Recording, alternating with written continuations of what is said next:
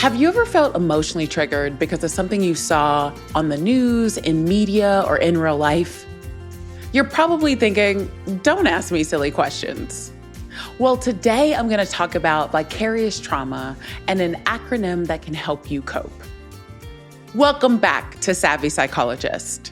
I'm your host, Dr. Monica Johnson. Every week on this show, I'll help you face life's challenges with evidence-based approaches, a sympathetic ear, and zero judgment. There are so many things happening in the world that are potentially triggering for folks. Events in the news like people getting murdered or being the victim of serious bodily harm, or similar themes depicted in entertainment we consume can all trigger us. So you might be wondering, what is a triggering event? Let's define what a triggering event is. A trigger or stressor is anything that can lead to a negative emotional reaction. When an individual says they are triggered, what they typically mean is that the stimuli brought on or worsened symptoms related to their mental health. These could be a wide array of things related to mood, anxiety, PTSD, and more. We'll dig a little deeper later. Triggers are often connected to trauma. Vicarious trauma relates to stressors that are directed and witnessed by others. There are also related types of trauma, related to race-based trauma and other types of minority stress, like those related to sexuality, gender, and religion. These sorts of trauma describe the chronically high levels of stress faced by members of oppressed groups due to interpersonal experiences of bias, prejudice, discrimination, and hate crimes. You can also have intergenerational trauma, which is trauma transferred from one generation to the next. These traumas can be related to systemic issues like racism or personal traumas like domestic violence or child sexual abuse. If you find that certain things are triggering for you, it's not that you're being too sensitive. The effects of these kinds of trauma are very real, and you're not alone in experiencing them. It's difficult to witness or experience traumatic events once. Imagine if it's happening repetitively. Some of the effects of trauma that you might experience include fear, hypervigilance, depression, rage or anger, feeling lonely or disconnected, memory problems, headaches, insomnia, body aches, decreased self-esteem, hopelessness, and feelings of shame or guilt. What is someone to do about all of this? I wish I could say that the world would be a drastically better place tomorrow. But that's unlikely. That scope of change generally takes time. The good news is that we are actually designed to be able to cope with these types of traumas. And if we engage in helpful habits, we can move forward. If you want to feel empowered in the long run, you have to pace yourself and listen to your limits around these types of triggering events.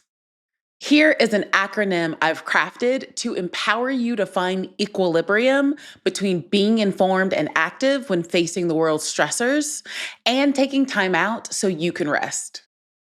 E is for enforce limits. Know your limits and adhere to them in a non-judgmental fashion. Remind yourself that it is acceptable to take a break and that you're not abandoning the situation or others. Set a time limit that seems reasonable to you to use distraction. This can range from 5 minutes to days, depending on the scenario. If you need to set limits with other people, here are some steps you can take. 1 is to understand your needs. Reflect on what makes you uncomfortable or stressed.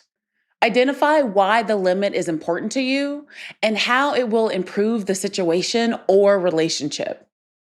2 is to communicate clearly. Use direct and specific language to express your boundary. For example, I need some alone time after work to recharge. Number 3, be assertive, not aggressive. Keep your tone calm and firm. Avoid blaming or shaming the other person and focus on expressing your needs. 4, explain the reason if needed. Sometimes providing context can help the other person understand your boundary better.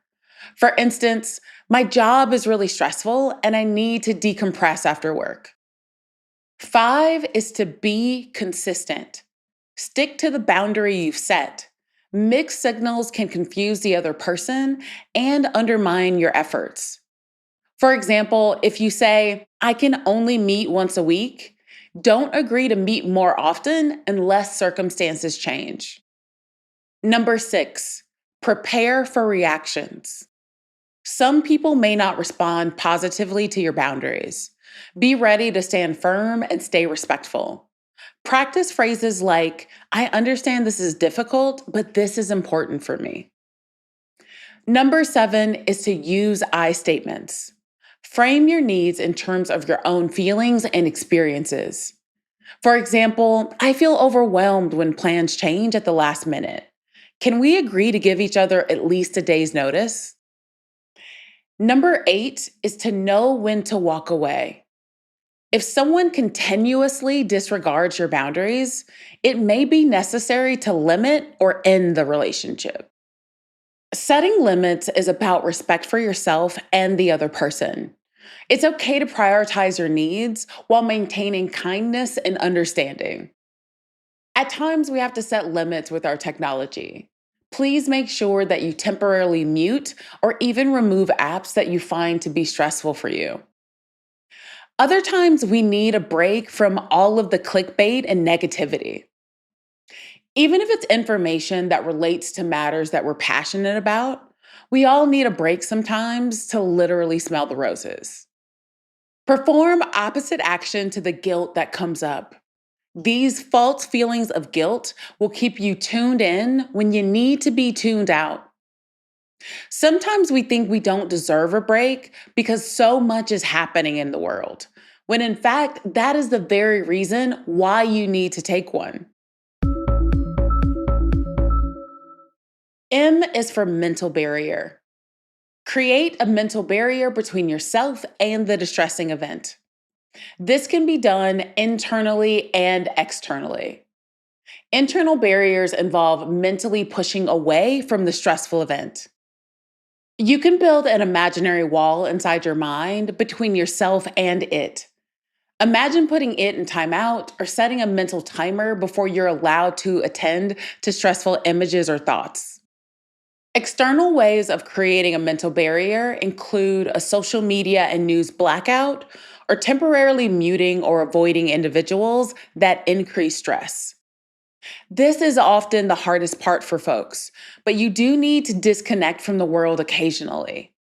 Our minds, hearts, and bodies need to recuperate from all the stimuli we consume on a daily basis, especially the stressors.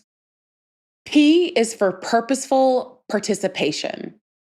It can be difficult to feel helpless or hopeless regarding the world or your own experiences. One of the ways to combat that is to find small ways to give back as often as you can. Seek out purpose because that is where you discover your power. Give back to others in small and meaningful ways. This can be volunteering, helping a friend or family member, retweeting an important cause, or giving someone a hug. One of the things that I'm committed to doing is paying attention and finding ways to help out my local community. At times, global or national problems feel too big and overwhelming. Additionally, these are usually multifaceted issues that take a lot of agreement and effort to move forward. Read that as it can take years. You may need to mix that with ways of giving back that have a more immediate impact. This could be volunteering at a soup kitchen, a hospital for young children with terminal illnesses, or the local chapter of an LGBTQIA+ organization. These places need your help right now, and the impact of your effort will be felt in real time. I was the lead clinician at a homeless clinic for the better part of a decade. I can tell you that I never felt like I had a greater impact in my life than during those times.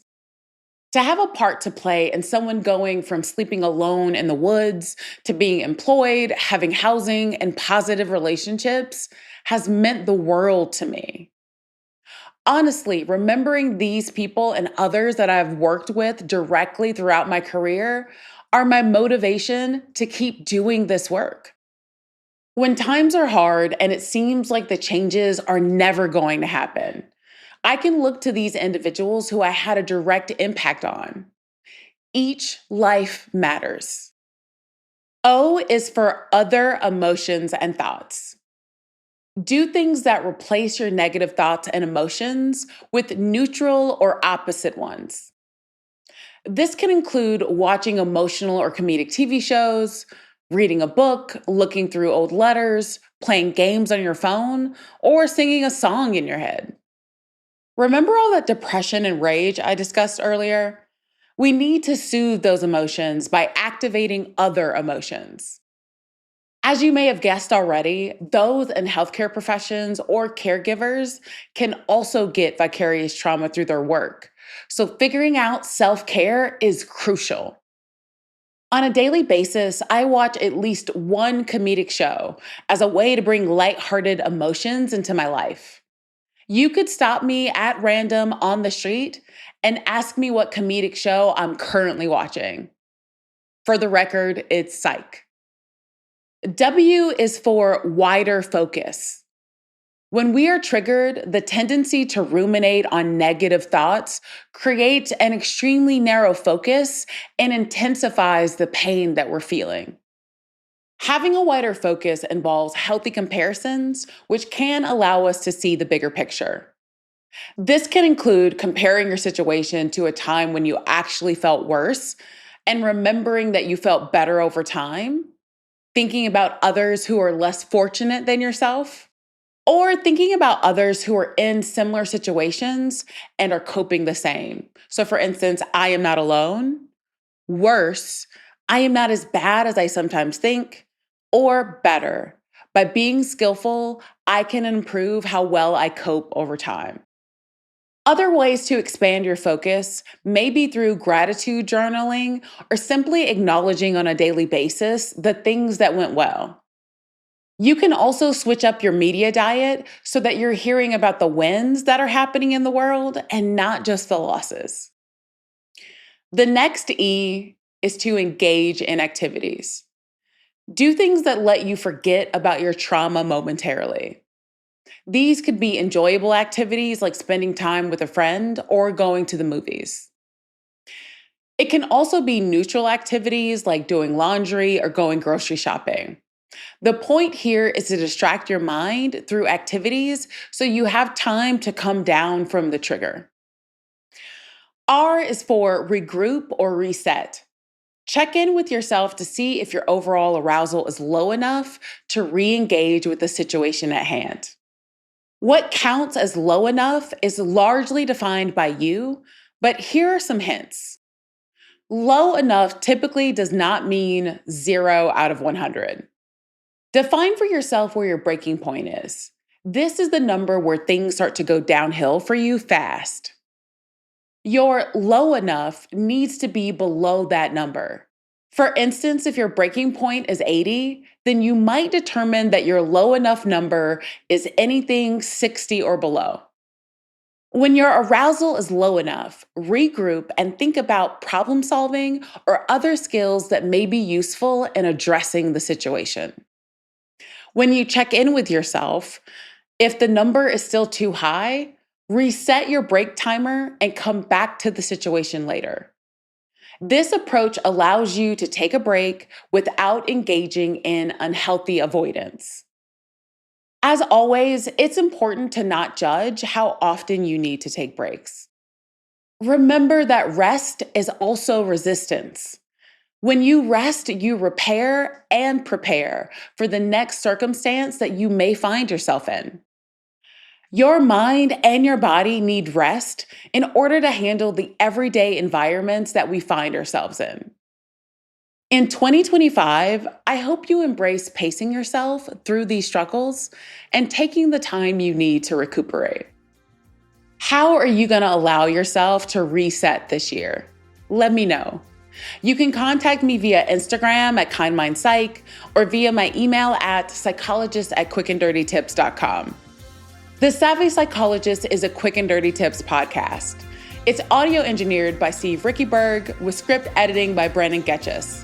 Our podcast and advertising operations specialist is Morgan Christensen. Our digital operations specialist is Holly Hutchings. And our marketing and publicity associate is Davina Tomlin. Nathaniel Hoops is our marketing coordinator. Follow Savvy Psychologist on Apple Podcasts, Spotify, or wherever you listen to podcasts. That's all for this episode of Savvy Psychologist. Thanks for listening, and I'll see you next week.